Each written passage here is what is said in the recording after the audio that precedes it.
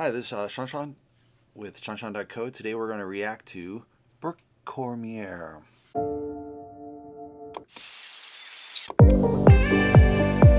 So Brooke Cormier is a painter. If you look at a YouTube channel, she has a snippet of her fine art, so you get an idea that she is a painter with her name, just real simple. She has a picture of herself painting in the studio with a schmuck on, so that's pretty close. She could add a paintbrush like me, that kind of makes sense. On her playlist, she has For You, which I think is just from YouTube, so there's nothing you can do with that. It has videos, shorts, so just a couple different things. She could do playlist because she has different types of videos, like day in the life of, painting videos, vlogs, a little bit of everything, which is cool. But you can kind of subdivide that maybe. So let's go into our first video. This one's called Artists on Instagram Don't Make This Mistake.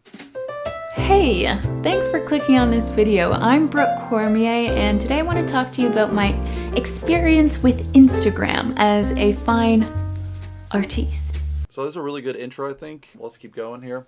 I'm going to skip ahead a little bit. And I hate its stinking guts. let me explain. Last year in 2022, I made it a goal for myself to reach 250,000 followers on Instagram.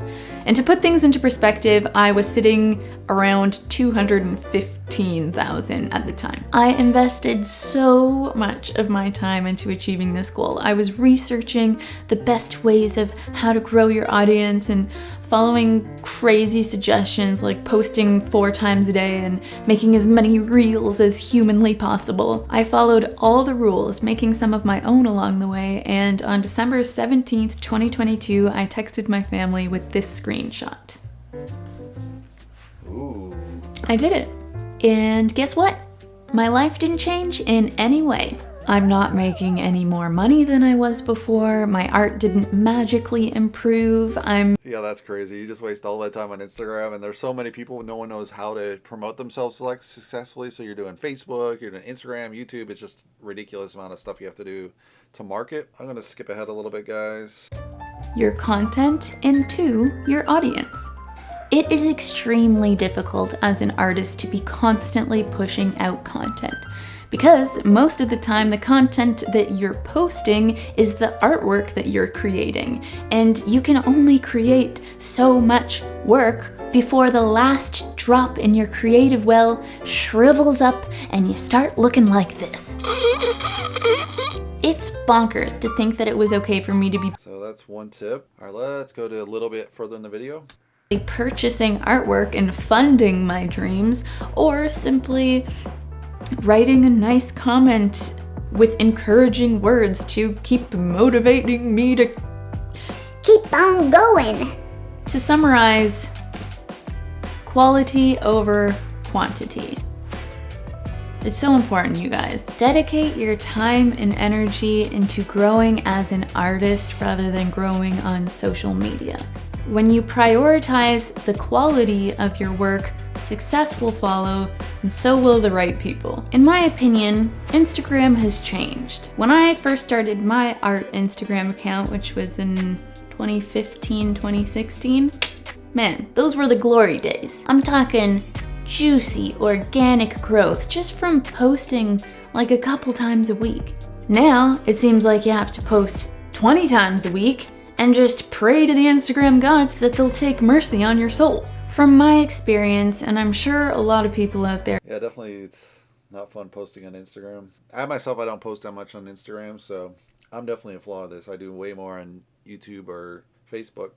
and I'm also not saying that you should quit Instagram and move to YouTube if that's not what you want to do. What I am saying is that I have just rearranged my priorities, and that's for the sake of my artwork, my livelihood, and my mental health. So basically, Instagram isn't that good. I think we all found that out. So another video we're going to look at is called A Week in the Life as a Full-Time Artist. Years old, I've been painting full-time for 8 years, and I'm gonna show you a week in my life because I feel like this is something that I would have liked to watch as an aspiring artist. A realistic peek into what having a career as an artist actually looks like. So let's begin with Monday. That's really fun. I I should do something like this, but my studio doesn't look that good in it right now. Before it did, but anyway.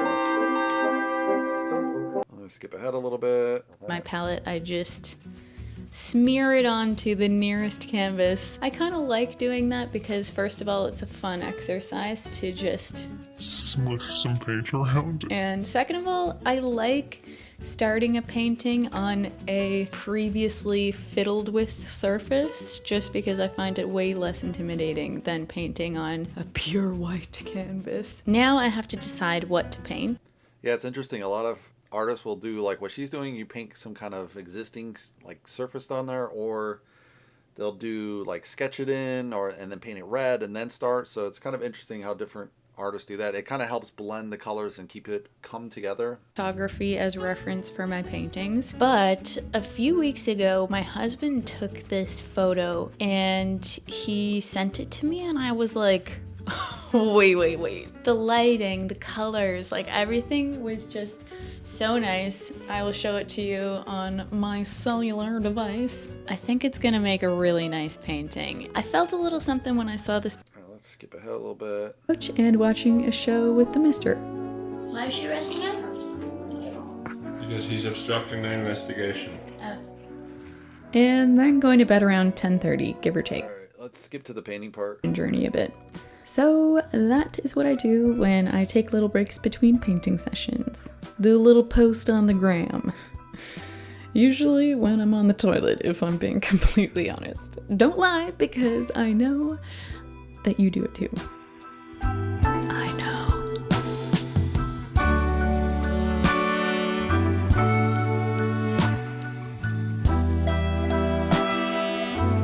Very nice technique, I would say. That photo was a really decent photo.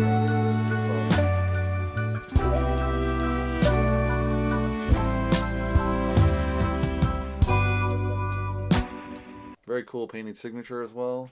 I'm gonna go ahead a little bit further. So if you're interested in learning more about that process, I'll put that video on the screen now for your reference. And for a painting this small, I like to stage my own little product shot so that people can get an idea of scale.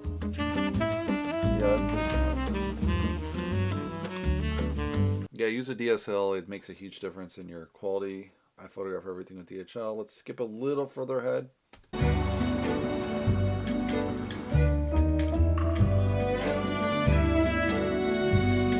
So she lives in a wooded area, so she probably does a lot of painting wooded landscapes, I'm guessing.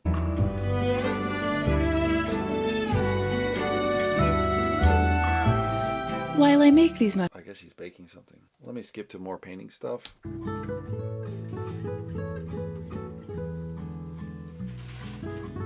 So she's doing her prints. She has a really nice stickers. That's really cool. So this is actually my customer's 4th order of a limited edition mushroom abstract print. And so as a little thank you, I wanted to surprise her with a homemade mushroom ornament, just as a little thank you gift. So these are really smart. I've seen a lot of artists do this where you just add a little tiny gift for a big order. It's really smart to kind of, a little surprise like that will go a long way with your customer base. Little token of my appreciation for all of her support. I made these mushroom ornaments out of orange peels and dried clementine peels and then sticks that I collected in the forest and whittled down. It was a really fun project. I might even make a whole video about it because that's really cool. Let me see if there's anything else here.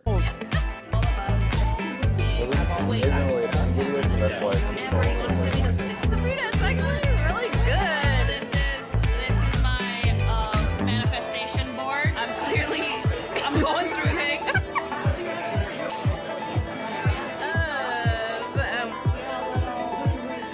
Should we make this a monthly thing? That's what I'm saying.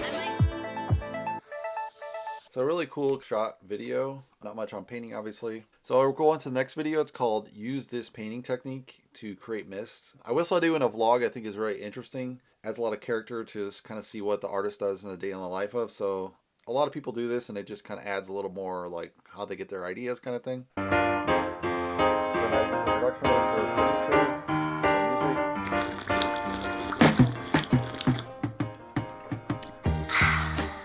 Hello, my pretties. Sorry. Hi my friends, it's me, Brooke Cormier, and I'm here with another video. I am finishing up this paint. You know, playing with her voice is really a fun way to kind of spice it up. Let's skip ahead a little bit. This is how to do scrubbing.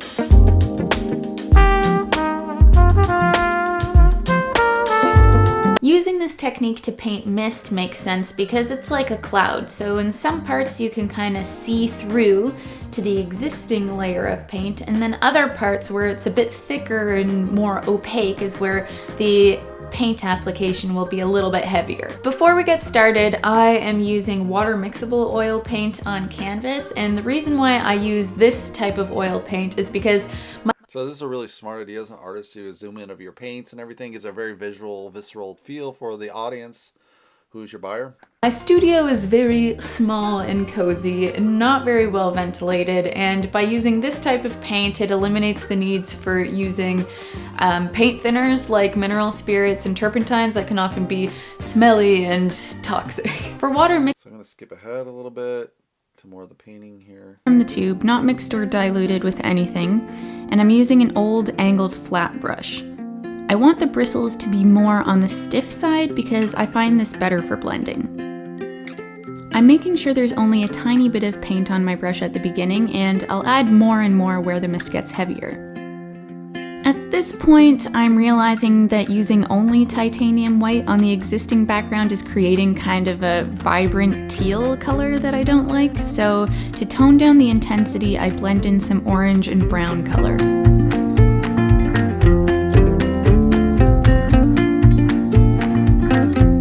Now that the background mist that's a bit more transparent is complete, I'm adding a bit more paint to my brush and thickening up the fog.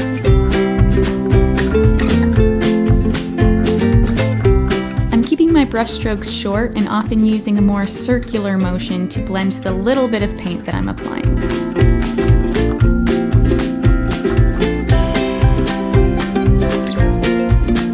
Keep in mind that I have a reference photo that I'm using this whole time to keep my values and colors in check.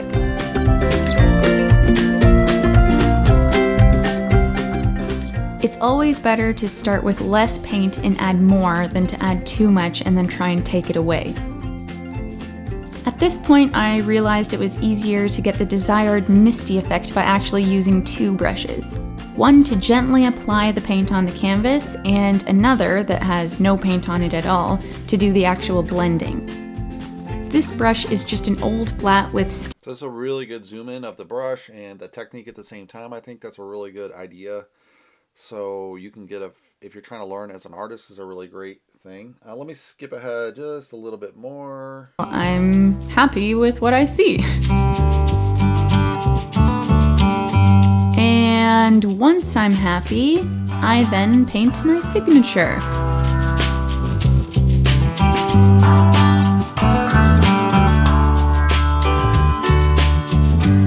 Okay, time for some sexy before and after shots.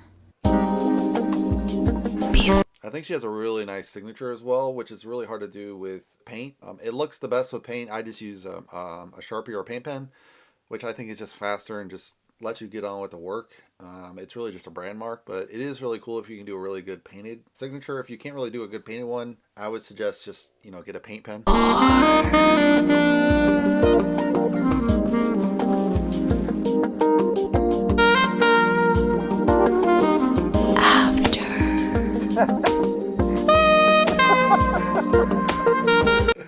She has a really good sense of humor with this. I'm gonna skip to the end here. Kind of tutorial video that you would like me to make, then let me know. I'll try and make it happen.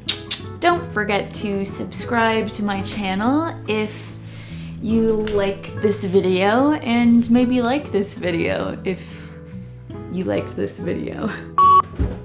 So this is pretty fun. I like the way her style is. Let's take a look at her website. So her website just says Brooke Cormier. It has a kind of a blurry version of one of her paintings. This might be what she's painted, which is kind of painting the photographic style of it. And then she's got in the zoom, in the detail area, she has some of the plant life here. So she has shop now for buyers and for artists. So she has, that's really handy. So you've got shop. She has originals, prints. So she's kind of doing two levels of the market. The originals are her high-end market, and then the people, kind of the middle-class collectors that don't have that much money yet. You're gonna have prints. So let's look at the originals. So it has a snippet of painting here. I think it's a Squarespace site, maybe. Could be Weebly. I don't know. So she has a painting. So she has the original, which is just the shot without the framing. Add a framing and a bookshelf, so you kind of know what she's done. I think she's using probably maybe a Photoshop version here to get this look. She has some details of the shot, which is really good, and then just really simple, you know, here's what it is, buy it, price, and then, you know, the credit card she accepts. So just very simple, easy, clean way to buy. Let's look at our prints section. She has prints with kind of this nice paper here. So these are sold out. Let's just look at one of the... So I think this is a style where she was talking about starting with kind of a pre-started thing, and then she adds detail and then has an abstract at the same time. So you have the original with BC, a little detail of how it's going to look. It's probably a really small print, I'm guessing. I don't know. And she gives you two options, unframed and framed. So just really simple, easy details. And then she signed it in pencils, which is traditionally how you do it as a painter. You have the original, which is the copied here, and then you're going to sign it again with the date. So you kind of know.